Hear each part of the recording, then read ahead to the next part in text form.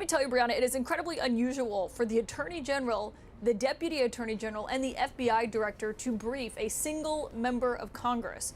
The White House just out with a new blistering response for Democrats after they released emails written by Jeffrey Epstein that reference President Trump. Here's Press Secretary Caroline Leavitt.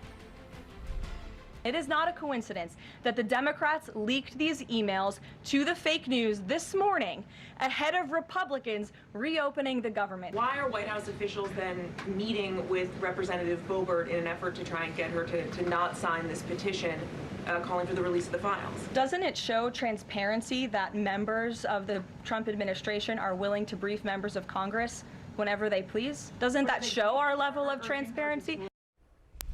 In one email from 2011, Epstein writes, quote, "The dog that hasn't barked is Trump. Redacted victim spent hours at my house with him." House Oversight Republicans earlier questioned why Democrats redacted the name, saying, quote, "It's because this victim, Virginia Giuffre, publicly said that she never witnessed wrongdoing by President Trump." We have CNN's Caitlin Collins, who is live at the White House. Caitlin, we heard Leavitt address this meeting at the White House that's expected to happen today. It does include Congresswoman Lauren Boebert. What have you learned about it?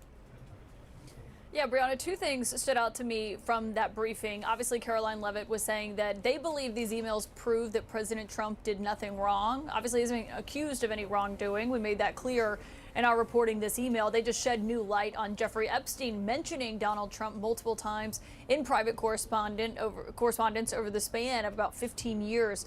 They did not deny that Donald Trump spent time with Virginia Giuffre at Jeffrey Epstein's house. That is obviously what Jeffrey Epstein was insinuating in that email to Ghislaine Maxwell from April 2011. But obviously they were critical, highly critical of Democrats on the House Oversight Committee for releasing these emails that they got as a result of that bipartisan subpoena. But it was a pretty short briefing, Brianna. Obviously it was about 1:25 or so when the press secretary came out with the FBI Director, Kash Patel, who gave an opening statement that was unrelated. It had to do with fentanyl and China. He left without taking questions. And then Caroline Leavitt delivered her own opening statement before taking questions. So relatively few questions in that briefing there. But obviously several of them were about these new emails from Jeffrey Epstein to Ghislaine Maxwell and to the author Michael Wolff.